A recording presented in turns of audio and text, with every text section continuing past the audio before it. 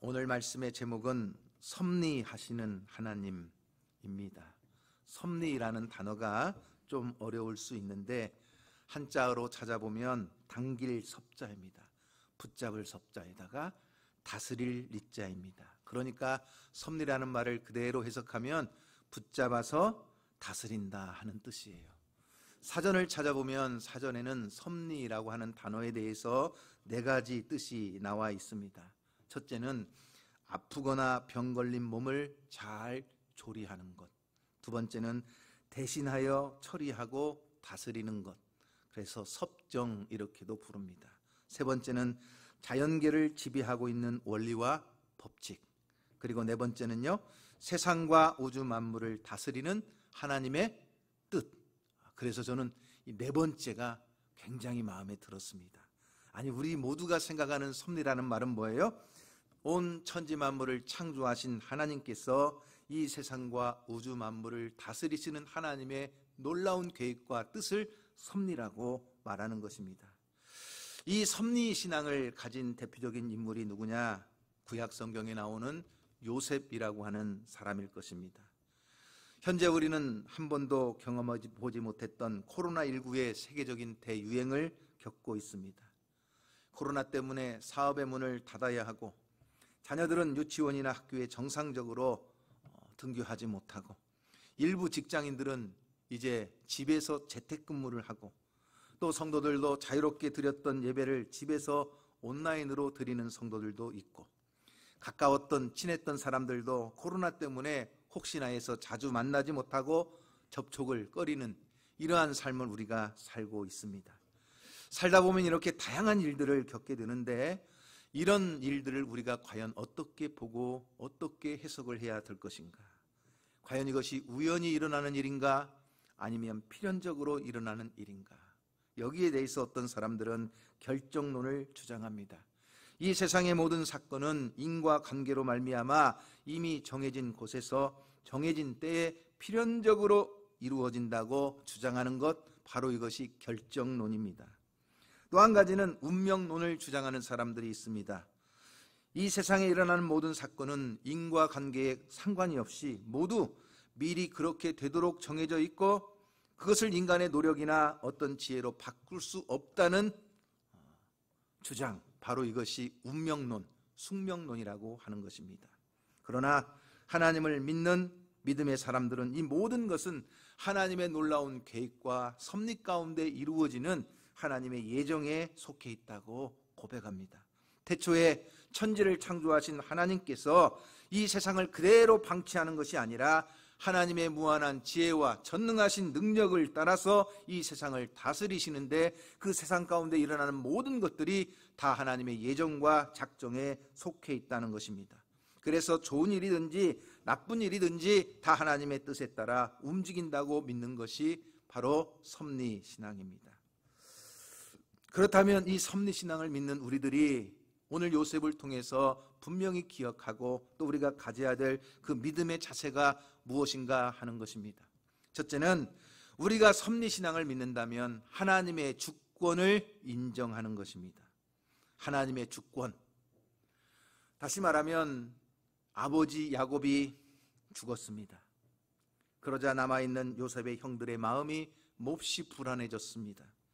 동생 요셉이 지금까지 자기들을 복수하지 않고 용서한 것은 살아계신 아버지 때문에 그 체면을 봐줘서 그렇게 한 것이지, 이제 아버지에게 효도하는 마음으로 지금까지 우리에게 용서했는지 모르지만 이제 아버지가 세상을 떠났으니 요셉이 우리에게 복수를 한다면 우리 중에 한 사람도 살아남아 있을 사람이 없을 것이다. 이런 생각이 드니까 요셉에게 사람을 보냈습니다. 아마 베냐민이었을 것입니다. 그래서 요셉에게 가서 이렇게 말을 전달합니다. 당신의 아버지가 살아계실 때에 형들의 잘못을 용서해 주라고 몇 번이나 명령했으니 우리를 용서해 주소서 하는 것입니다. 이렇게 전달을 했지만 그래도 마음이 놓이지를 않으니까 이제는 형들이 전부 다 요셉을 찾아가요. 그리고 요셉 앞에 무릎을 꿇고 엎드렸습니다. 그리고 요셉에게 비는 겁니다. 자기들을 용서해 달라는 것이었습니다. 그때 요셉은 형들 앞에서 울었습니다. 왜 울었을까요? 심리학자들이 보는 견해가 다를 것이요, 문학자들이 보는 견해가 다를 것이요, 신자들이 보는 견해가 다를 것입니다. 아무튼 대단히 의미 있는 눈물을 요셉은 흘렸습니다. 그리고 그 형들을 위로하기를 오늘 19절 말씀에 이렇게 위로하는 것입니다. 요셉이 그들에게 이르되 두려워하지 마소서, 내가 하나님을 대신하리이까. 한번 따라해 보십시오. 내가 하나님을 대신하겠습니까? 다시 말하면 원수 갚는 것도 하나님의 손에 있고 나를 이 땅에 보내신 것도 하나님의 손에 있는데 내가 어떻게 하나님을 대신하겠습니까? 저는 오늘 이 본문을 읽으면서 이 말씀을 깊이 묵상을 해보았어요. 과연 요셉은 어떻게 그 자기 마음을 다스릴 수 있었을까?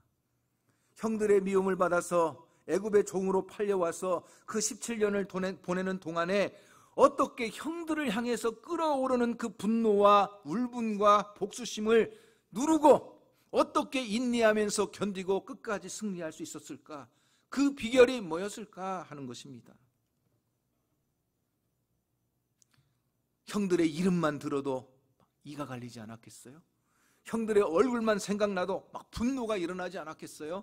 그런데도 그렇게 억울한 종살이 혹은 누명을 쓰고 억울한 감옥살이 그 숱한 고생을 겪으면서도 요셉이 마침내 승리할 수 있었던 모든 이유는 바로 이 모든 것이 하나님의 주권에 속해 있다, 하나님이 하신다 하는 믿음을 가진 것입니다.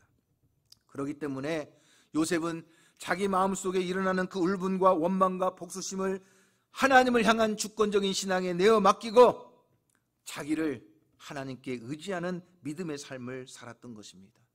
요셉은 자기의 존엄성을 포기하지 않는 진정한 믿음의 사람이었습니다.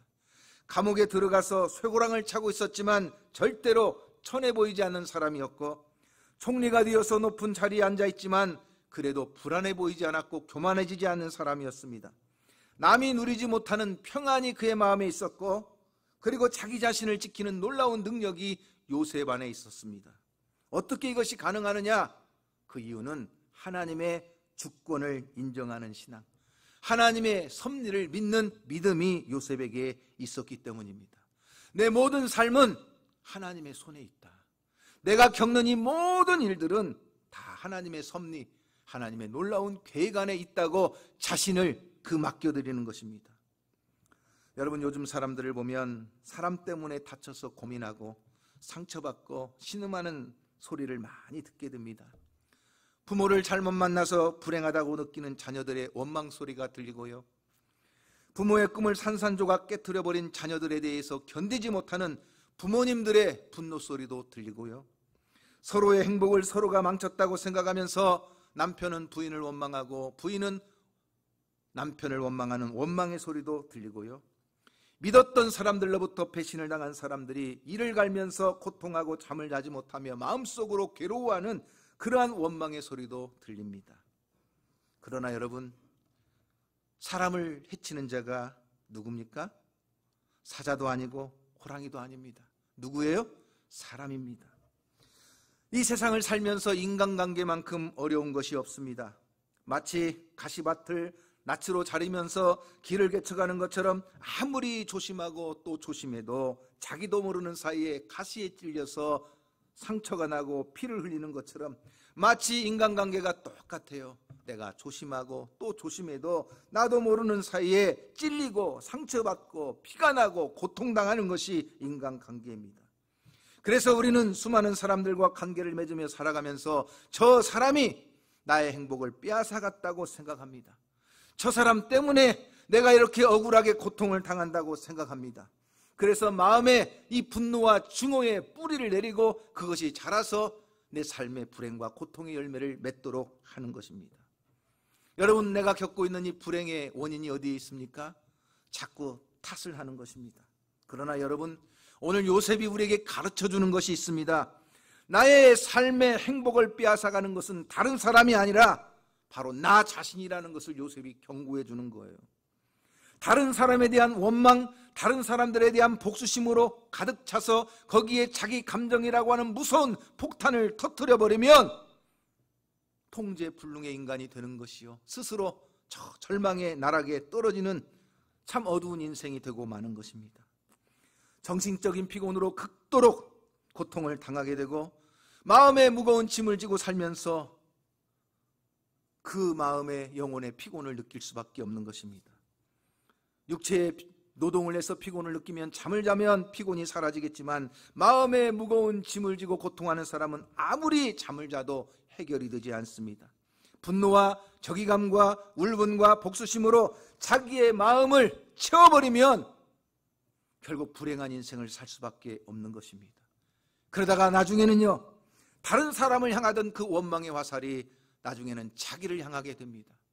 그러면서 자기를 자학하게 되고 자기를 부정해요. 나 같은 놈, 에라이 못난 놈, 네가 무슨 바보 같은 놈. 자꾸 자기를 자포자하게 하고 자기를 원망하다 보니까 결국은 자기의 생을 포기하는 의욕마저 떨어져 버리는 것입니다. 여러분, 누가 이렇게 불행하게 만듭니까? 바로 자기 자신입니다. 남이 아니에요.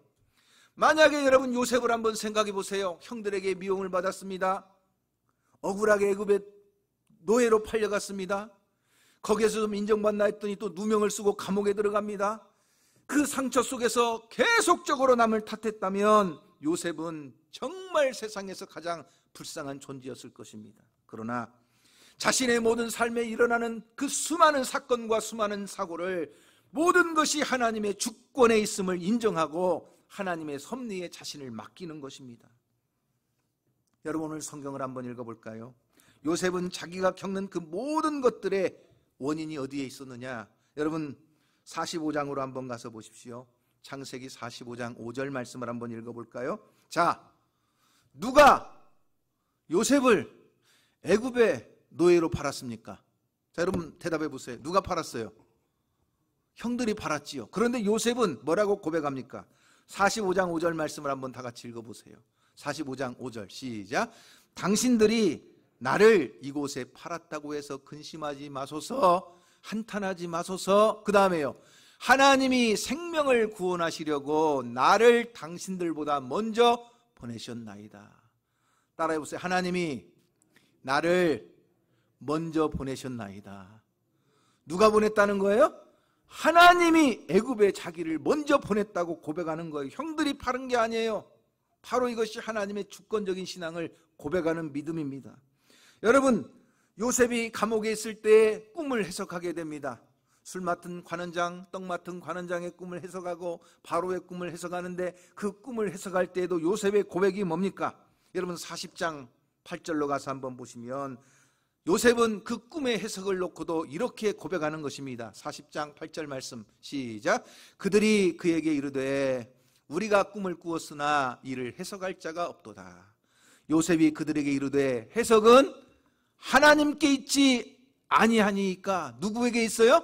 하나님께 있다는 겁니다. 요셉 자신에게 있는 게 아니에요. 하나님께 있어요. 바로 앞에 가서 바로의 꿈을 듣고 해석할 때에도 요셉의 고백이 뭡니까? 41장 16절 말씀해 보면 요셉은 또 이렇게 고백하는 거예요. 자, 한번 읽어보겠습니다. 41장 6절 말씀 시작. 요셉이 바로에게 대답하여 이르되 내가 아니라 하나님께서 바로에게 편안한 대답을 하시리이다. 할렐루야. 누가 해요? 내가 하는 것이 아니요, 하나님이 하십니다. 꿈에 대한 해석도 하나님이 하시는 것입니다. 모든 주권을 하나님께 다 맡기는 것입니다. 이것이 요셉의 신앙이었어요. 심지어는요, 그 꿈의 해석을 듣고 요셉이 내놓는 제안을 듣고 얼마나 감동했는지 바로가 요셉을 애굽의 총리로 만들어버립니다. 자, 여러분, 요셉을 애굽의 총리로 세운 사람이 누굽니까? 우리가 볼 때는 분명히 애굽의 바로왕이잖아요. 그런데 요셉은 또 그 사건에서도 뭐라고 고백하느냐? 창세기 45장 8절 말씀에 보면 이렇게 요셉이 대답을 하는 것입니다. 다 같이 한번 읽어보겠습니다. 시작. 그런즉 나를 이리로 보내니는 당신들이 아니요 하나님이시라. 하나님이 나를 바로에게 아버지로 삼으시고 그 온 집의 주로 삼으시며 애굽 온 땅의 통치자로 삼으셨나이다. 할렐루야. 누가 했어요? 하나님이 나를 애굽 온 땅의 통치자로 삼으셨다는 거예요. 바로가 아니라는 거예요. 바로 이것이 하나님의 주권을 인정하는 요셉의 신앙입니다. 하나님의 섭리를 따르는 사람들은 그래서 하나님의 주권을 인정하고 모든 일에 말씀을 따라 순종하는 것입니다.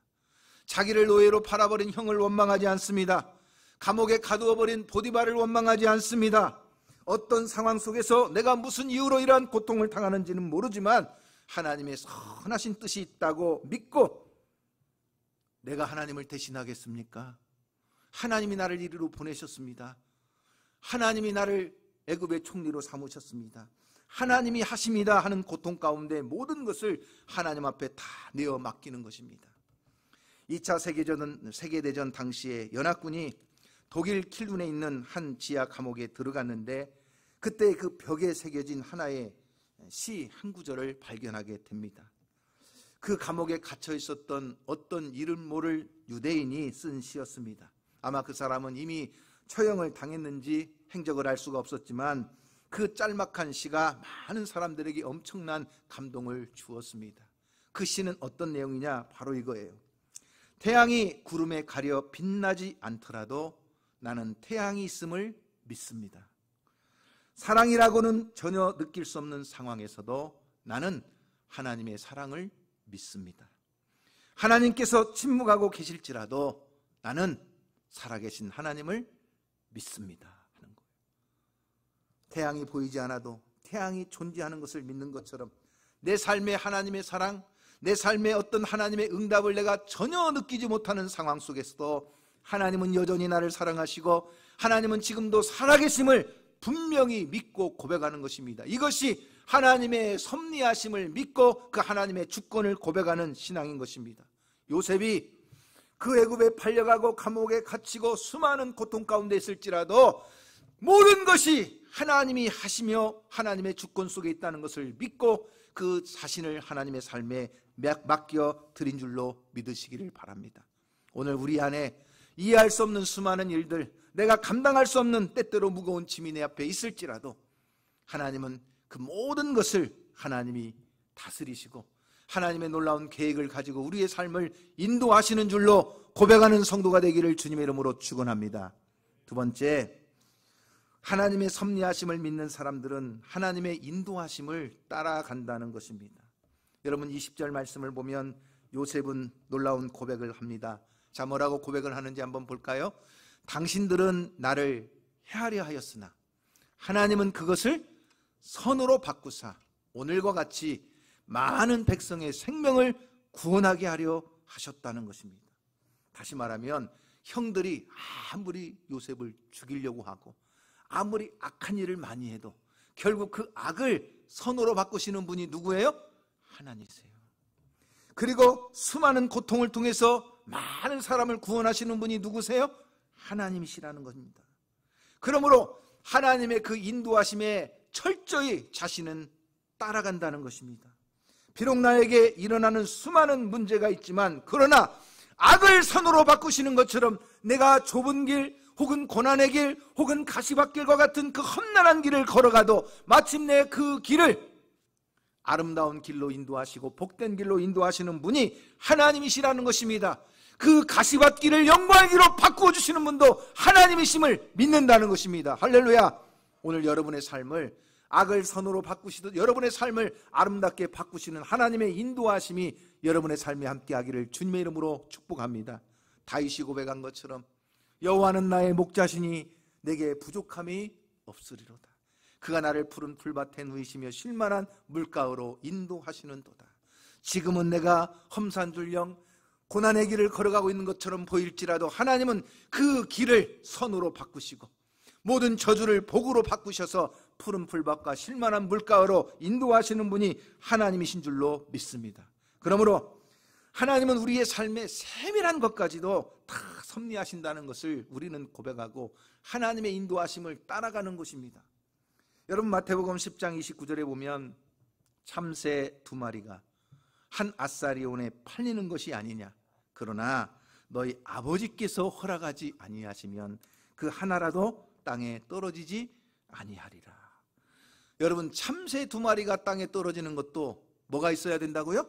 하나님의 허락이 있어야 된다면, 예수 그리스도 안에서 그 독생자의 피로 우리의 죄를 사하시고 구원하신 하나님의 은혜 속에 내가 하나님의 자녀가 되었는데 우리의 삶의 모든 것이 여러분 하나님의 허락이 없이 어떻게 이루어지겠어요? 그러므로 하나님이 허락하심이 없으면 참새 한 마리도 땅에 떨어지지 않는데 내가 지금 걸어가고 있는 이 모든 길은 하나님의 작정과 허용 속에 있음을 믿고 주님의 인도하심을 따라가는 것입니다. 오늘 우리가 찬송 부른 것처럼 주가 크신 은혜 내려 나를 항상 돌아보고 많은 영광 보여주며 어떻게 해요? 나와 함께 가시네. 그러니 어떻게 해야 되죠? 주의 인도하심 따라 주의 인도하심 따라 어디든지 주를 따라 주와 같이 가려네. 할렐루야. 날마다 주님의 인도하심을 따라서 주님과 함께 가면 주님은 악을 선으로 바꾸시고 우리의 죽음 문턱에서의 고통도 구원으로 생명으로 바꾸어 주시고 고난의 가시밭길도 영광의 복된 길로 바꾸어 주시는 분이 하나님이신 줄로 믿으시기를 바랍니다. 이 은혜를 경험할 때 우리 안에 진정한 평안이 찾아오는 거예요. 얼마 전에 새벽 예배를 마치고 집으로 돌아가는데 제 아내가 갑자기 저한테 그러는 거예요. 내가 당신을 만나서 27년을 살았는데 가만히 뒤돌아보니까 참 세 가지가 감사하다는 거예요. 그래가지고요 제가 속도 모르고 막 기분이 좋아가지고 기대를 했어요. 야, 나를 만나서 사는 동안 세 가지가 감사하다는 거예요. 야, 드디어 사람 볼 줄 아는구나. 딱 그랬더니 뭐가 감사하느냐? 첫째, 당신 성격 맞추고 사느라고 내가 얼마나 힘들었는가 살찔 틈이 한 번도 없었다는 거예요. 살이 안 쪄서 감사하다는 거예요. 너무나 고생해가지고. 두 번째는 당신 만나서 고생하면서 살다 보니까 하나님 앞에 기댈 것이 없어서 하나님밖에는 기댈 데가 없어서 늘상 기도하다 보니까 하나님 앞에 기도의 응답을 받는 은혜를 경험해서 감사하다는 거예요. 세 번째는 뭐냐? 당신한테 실망을 하도 많이 해가지고 믿을 거라고는 이제 하나님밖에 없구나.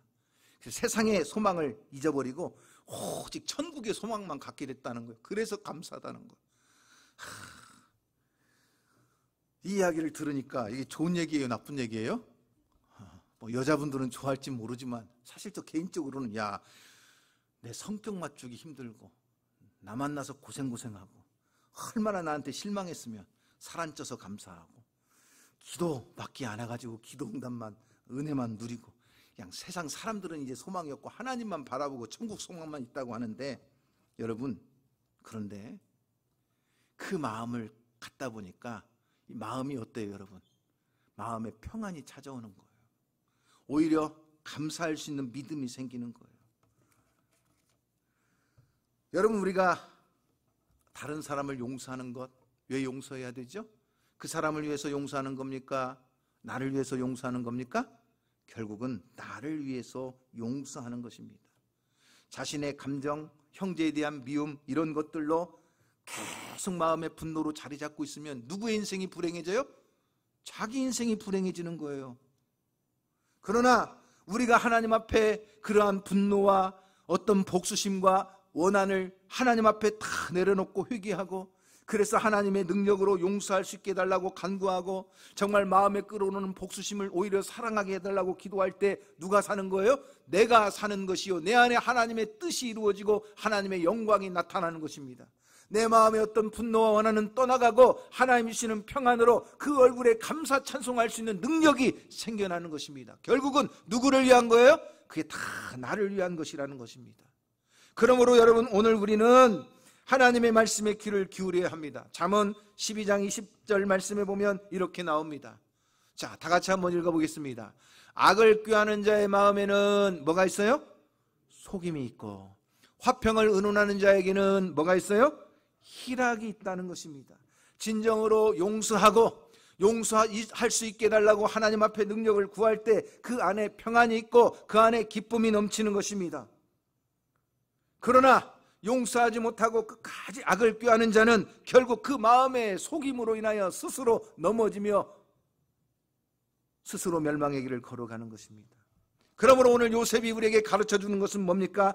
나의 행복을 깨뜨리지 않기 위해서, 내가 살기 위해서, 하나님이 주시는 그 축복을 내가 누리기 위해서 하나님의 인도하심을 따라가라는 것입니다. 순종하라는 것입니다. 자기 자신을 맡기라는 것입니다. 그러면 마침내 사망의 음침한 골짜기에서도 하나님이 지켜주시고 그 하나님의 선하심과 인자하심으로 역사해 주신다는 것입니다. 오늘 그 하나님의 인도하심에 여러분의 걸음걸음을 맡기고 악을 선으로 바꾸시고 사망을 생명으로 바꾸시는 하나님의 은혜가 오늘 여러분의 삶에 넘치기를 주님의 이름으로 축원합니다. 세 번째, 하나님의 선하신 목적에 우리가 선하게 쓰임받아야 된다는 것입니다. 여러분, 오늘 21절 말씀에 보면 요셉이 이렇게 고백을 합니다. 당신들은 두려워하지 마소서. 내가 당신들과 당신들의 자녀를 뭐 하겠다는 거예요? 기르겠다고 하면서 형들을 오히려 위로하고 있어요. 원수 같은 형들을 먹여 살리고 그 형들의 자손들까지도 자기가 다 길러주겠다고 오히려 위로하고 있는 거예요. 왜냐?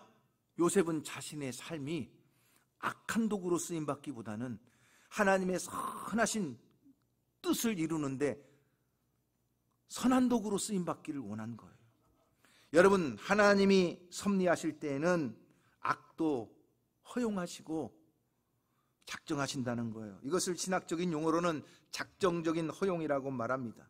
하나님이 인간을 만드실 때 로봇으로 만들지 않았어요. 우리 스스로 의지적인 선택을 할 수 있도록 자유의지를 선물로 주셨어요. 그래서 우리는 어떤 강요되거나 프로그램화된 것이 아니라 자기가 가지고 있는 자유의지를 가지고 선택하고 그것을 행동할 수 있는 능력을 하나님으로부터 선물 받았어요. 그러나 자기가 선택하고 결정해서 행한 것에 대해서는 스스로 뭐예요? 책임을 져야만 된다는 거예요.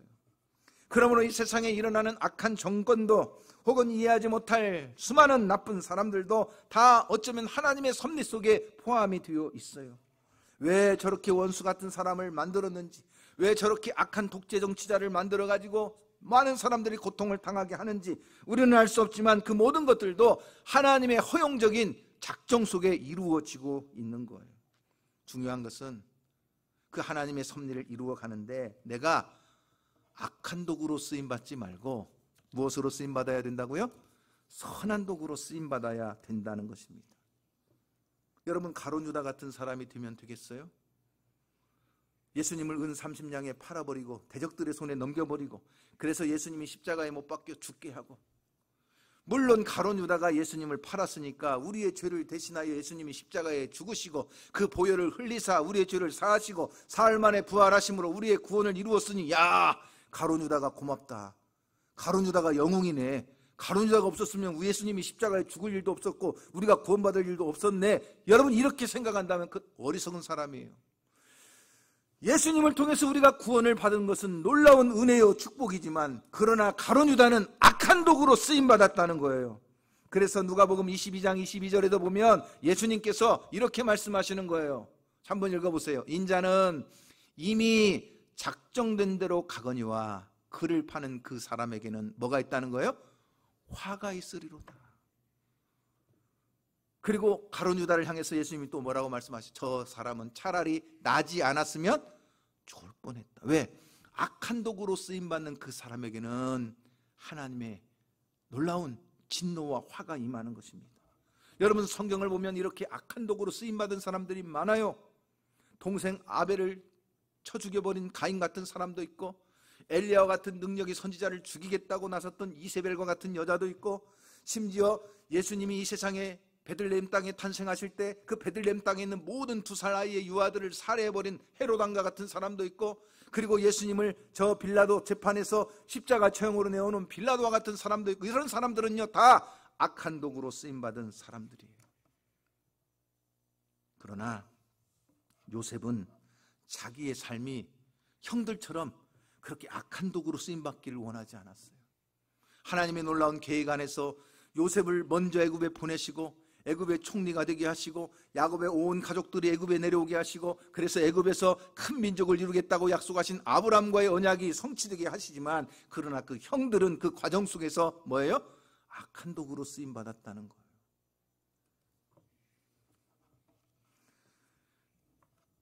본헤퍼가 형제를 미워하지 않고 용서할 수밖에 없는 이유가 뭐냐?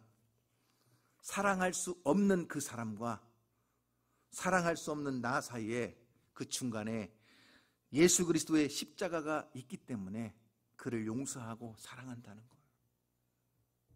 여러분, 내가 미워하는 어떤 사람, 나의 관계가 틀어진 어떤 사람, 그 사람을 보지 마시고 그 사람과 나 사이에 있는 예수 그리스도의 십자가를 바라보고 사랑으로 용서하며 믿음으로 선한 일을 통하여 믿음의 선한 도구가 되기를 주님의 이름으로 축복합니다.